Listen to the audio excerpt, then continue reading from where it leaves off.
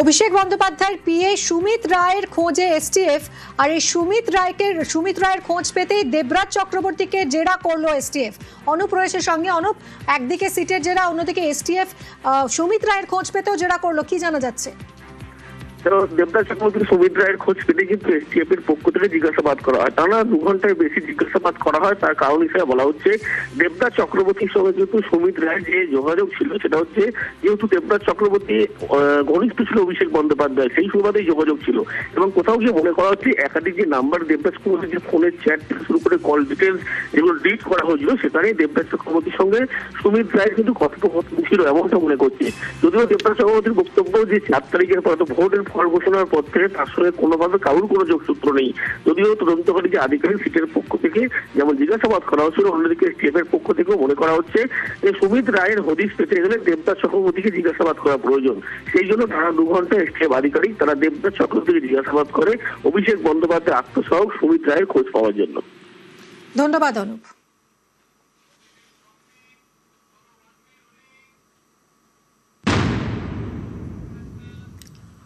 দেবরাজের বিরুদ্ধে সব মামলার তদন্তে স্পেশাল ইনভেস্টিগেটিং টিম। শুধু তোলাবাজি নয়, সব মামলার তদন্তে এসআইটি। দেবরাজের বিরুদ্ধে বাগুইআটি থানায় 10টা অভিযোগ দায়ের হয়েছে। এই 10টা অভিযোগের মধ্যে 8টাতে মামলা দায়ের পুলিশের। এবার দেবরাজের সব মামলার তদন্তে সিটের তদন্তকারীর সংখ্যা বাড়ানো হতে পারে।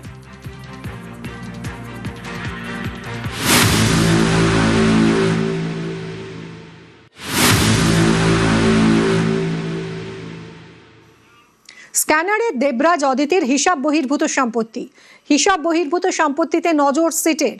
তোলাবাজি মামলায় পুলিশ হেফাজতে দেবরাজ।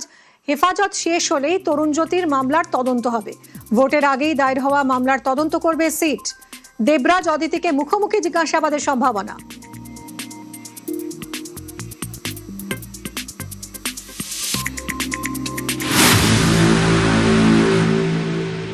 অভিযোগের পাহাড়ে দেবরাজ চক্রবর্তী। স্কুল ভেঙে টেনিস ব্যাডমিন্টন কোর্ট তৈরির অভিযোগ। দেবরাজ ও তার ঘনিষ্ঠ কাউন্সিলরের বিরুদ্ধে অভিযোগ। দমদমের জয়পুর এলাকার ঘটনা। আগে অভিযোগ জানিয়েও লাভ হয়নি বলে অভিযোগ। বিধায়ক তরুণজ্যোতি তিওয়ারিকে নালিশ স্থানীয়দের।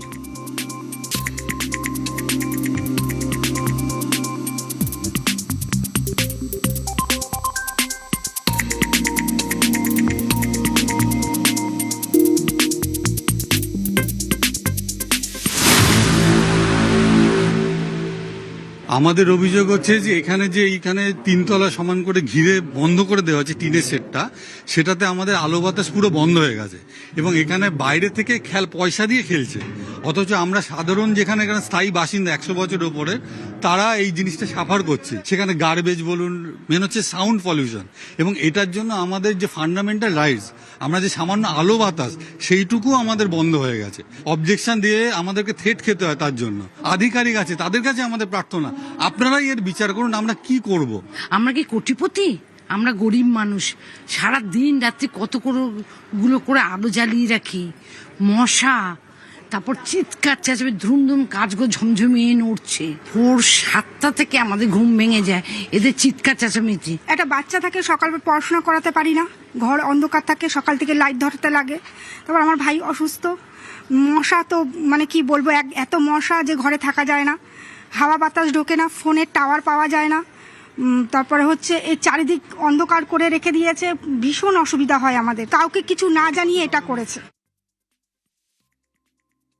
প্রত্যেক জায়গাতে ওনার একটা স্বভাব ছিল যে উনি খালি জমিটা দখল করেই ক্ষান্ত দেন না, উনি তার সঙ্গে রাস্তাটাকেও দখল করেন। এটাকে আর করানো যায়নি, কারণ বুঝতেই পাচ্ছেন যে তখন যে আলো হাওয়া বাতাস সমস্ত কিছু বন্ধ।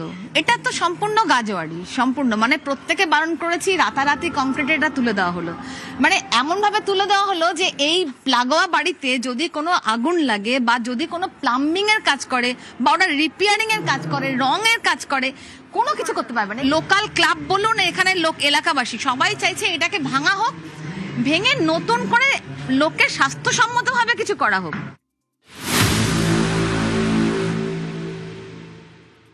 এই যে রাস্তাগুলো 1.5 ফুট 1 ফুট গ্যাপ, লোকে কম দামে ফ্ল্যাট কিনে নেয়। কেন কেনে? একটু কম পাবে। ইলিগাল কনস্ট্রাকশন রমরমা। আমি আবার বলছি সরকারের দোষ, আমি আবার বলছি মিউনিসিপ্যালিটির দোষ, যারা কিনছে তাদের দোষ। এটা নাকি স্বাস্থ্যকেন্দ্র, স্বাস্থ্যকেন্দ্রের ওপরে টেনিস একাডেমি মেনটেন করে মিউনিসিপ্যালিটি। 60,000 টাকা যে ভাড়া নেওয়া হয় মিউনিসিপ্যালিটিতে কোনোদিন জমা হয়নি, পুরো টাকাটা জমা হতো গিয়ে সঞ্জয় দাসের পকেটে। এটাকে ভাগ করে দেওয়া হয়েছিল। এটা ছোট সিন্ডিকেট না, এটা হিউজ সিন্ডিকেট।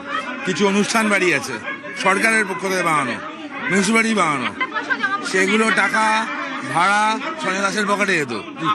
নেওয়া হচ্ছে তো, দেবরাজ জেলে কেন গেছে? দমদম যে জয়পুর এলাকায় আমরা আছি, একবার দেখানোর চেষ্টা করব এই যে খেলাঘর বলে একটি যে খেলার মাঠ, বিধায়ক তরুণজ্যোতি তিওয়ারি তিনি এসেছিলেন। মানুষজন তারা কিন্তু ক্ষোভ প্রকাশ করেছেন বারবার, এবং প্রত্যেকটি ক্ষেত্রে লক্ষ্য করা যায় এইভাবে যে সমস্ত জয়পুর এলাকায় সরকারি জায়গায় কিন্তু এরকম ব্যবস্থা করে রাখা হয়েছিল, এবং প্রত্যেকটি ক্ষেত্রে দেখা যাচ্ছে, তুমি দেখানোর চেষ্টা করবো একটি খেলার মাঠ যে সেট তৈরি করা হয়েছে, ফলে আশেপাশে যে সমস্ত ফ্ল্যাটগুলো রয়েছে প্রত্যেকটি ক্ষেত্রে তাদের সমস্যার মধ্যে পড়তে হচ্ছে। এবং এই মুহূর্তে ছবিটা যদি আমি দেখাই, বিধায়ক তরুণজ্যোতি তিওয়ারি তিনি এসেছেন, তার পরবর্তী ক্ষেত্রে এলাকার মানুষজন তারা কিন্তু ক্ষোভ প্রকাশ করছেন, এবং দেবরাজ চক্রবর্তী এবং তার কাউন্সিলর সঞ্জয় দে তার বিরুদ্ধে অভিযোগ করছেন। দুপক্ষ, একদিকে যারা এই খেলার মাঠের দায়িত্ব রয়েছে খেলাঘর, সেখানে তাদের বিরুদ্ধে ক্ষোভ প্রকাশ করছে এলাকার বাসিন্দারা, এবং তারা বেআইনিভাবে এখানে আছেন এমনটা অভিযোগ করছে। আমি যদি কথা বলার চেষ্টা করি, দিদি আপনাদের অভিযোগটা কি?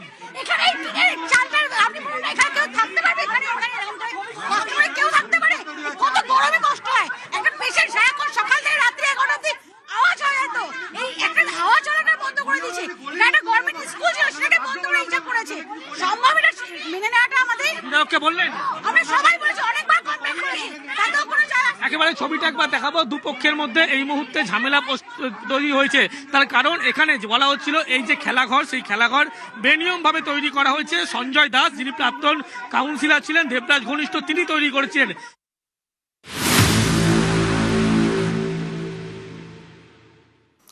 পালা বদলের বাংলায় উত্তরবঙ্গের চা বাগানের দিন বদল।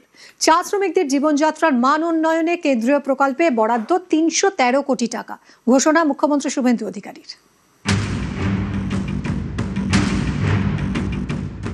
TMC anti north Bengal party है, टीएमसी एंटी ट्राइबल पार्टी है, टीएमसी एंटी चाय बागान पार्टी है, टीएमसी महिला और युवा विरोधी पार्टी है।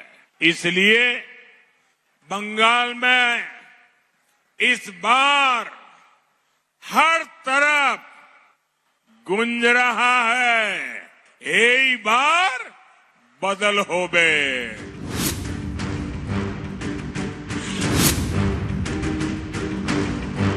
বাংলায় পালা বদল, বদলাচ্ছে উত্তরবঙ্গের চা বলয়। বদলের বাংলায় চা শ্রমিকদের হাল ফেরাতে উদ্যোগী সরকার। স্বাস্থ্য, শিক্ষা, বাসস্থান, চা শ্রমিকদের জীবনযাত্রার মান উন্নয়নে প্রধানমন্ত্রী চা শ্রমিক প্রোৎসাহন যোজনা, বাংলার জন্য বরাদ্দ 313 কোটি টাকা।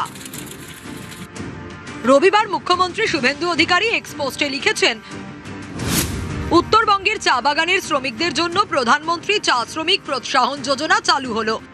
313 কোটি 30 লক্ষ টাকা বরাদ্দ কেন্দ্রীয় প্রকল্পে। উত্তরবঙ্গকে নিয়ে এই রাজ্যের বর্তমান সরকার এবং মুখ্যমন্ত্রী শ্রী শুভেন্দু অধিকারী মহাশয় তিনি অত্যন্ত সংবেদনশীল। আজকে আমাদের সরকার এসছে, ডাবল ইঞ্জিনের যে সরকার, রাজ্য এবং কেন্দ্র, এই দুই দল মিলেই চা শ্রমিকদের উন্নতিকল্পে কাজ করবে।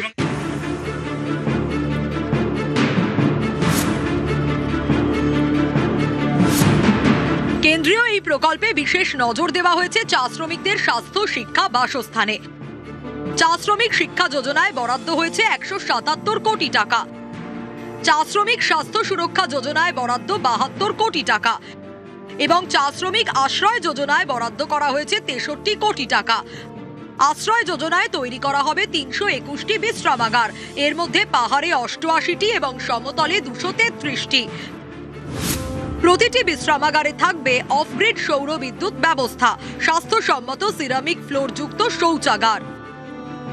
এটা আমাদের বহু প্রতীক্ষিত ছিল। চা শ্রমিক অধ্যুষিত এলাকাতে শিক্ষাক্ষেত্রে একটা নতুন জোয়ার আনবে, স্বাস্থ্যক্ষেত্রেও কমিউনিটি হসপিটাল, ক্রেশ, এই যে নতুন নতুন পরিকাঠামোগত যেগুলো সুযোগ সুবিধা, সেগুলো কিন্তু শ্রমিকদের খুবই কাজে লাগবে। প্রায় 6 থেকে 7 লক্ষ চা শ্রমিক দারুণভাবে উপকৃত হবে। শুধু উপকৃত হবে না, উত্তরবঙ্গের কিন্তু অর্থনৈতিক একটা নতুন জোয়ার আসবে বলে আমরা মনে করছি। 2009-এর লোকসভা ভোট, পাহাড় জয় বিজেপির। সেই থেকেই বিজেপির সঙ্গে উত্তরবঙ্গ। বাংলায় প্রবল সবুজ ঝড়েও পাহাড়ে পদ্মের চাষ, 26-এর বিধানসভা ভোটেও উত্তরে গেরুয়া ঝড়। এই উত্তরবঙ্গেরই আলিপুরদুয়ার, জলপাইগুড়ি, দার্জিলিং এবং কালিম্পং 4 জেলা নিয়ে উত্তরবঙ্গের চা বলয়। 4 জেলাতেই 26-এ পদ্মের চাষ, তৃণমূল শূন্য। বদলের বাংলায় উত্তরবঙ্গের চা বাগানে উন্নয়নের জোর। উত্তরবঙ্গে গিয়ে পাহাড়ের ঋণ শোধের বার্তা দিয়েছেন মুখ্যমন্ত্রী। 2009 से आप जनता जनार्दन का आशीर्वाद हम लोग को ऊपर आप लोग दे दिया, हम लोग कुछ नहीं दे सका, अभी देने का टाइम आ गया है, वापस देने का टाइम आ गया है। सरकार आपको डेवलपमेंट इतना देगा, इतना काम करेगा, आप सबका आशीर्वाद बराबर हम लोग का ऊपर रहेगा। যেমন কথা তেমন কাজ। উত্তরের উন্নয়নে উদারহস্ত সরকার, একের পর এক পদক্ষেপ। এবার চা বলয়ের হাল ফেরাতে কেন্দ্রীয় প্রকল্পের অর্থ বরাদ্দ। सुविधा मिलने से और मिल भी जाने से बहुत खुश होंगे, हम उसको धन्यवाद देंगे। पहले का सरकार हम लोगों को कुछ नहीं देखता था, सब हम जैसा जहाँ पड़ा रहेगा वही पड़े रहते थे। और हॉस्पिटल कुछ भी नहीं था, बना देता है हॉस्पिटल पर उसमें दवा देने जाओ तो एक भी नहीं देता है। और जो महीने में 3000 करके देगा सरकार, वो हमारे बच्चे के लिए हॉस्पिटल के लिए भी होगा और स्कूल फीस देने के लिए भी हो जाएगा। যদি করে দেয় সরকার তাহলে আরো খুশি হব, আনন্দ হব, ভালো হবে আমাদের জন্য। সরকার আগে যায় যেন, সরকার আমাদেরকে আবার দেখে, সরকারকে আমরা যেন যাই ভালো বলতে পারি যে सरकार আমাদের দেখছে, সরকারকেও যেন আমরা ধন্যবাদ জানাবো। जब से उस सीएम बने हैं तब से बहुत ही बढ़िया कार्य भी कर रहे हैं, हमारे उत्तर बंगाल का भी दौरा वो कर रहे हैं। पिछला सरकार जो था जिस तरह से सिर्फ खाता और कलम में ही उनका रवैया रहा है, लेकिन काम कुछ नहीं हुआ है। जो सीएम साहब हैं तो वो बहुत ही बढ़िया काम करेंगे। 313 करोड़ रुपया अभी चाय बागान डेवलपमेंट के लिए दिए हैं, जैसे कि उससे घर बनेगा, स्वास्थ्य अच्छा होगा, रास्ता बनेगा, एजुकेशन का सुविधा होगा। নিউজ 18 বাংলা।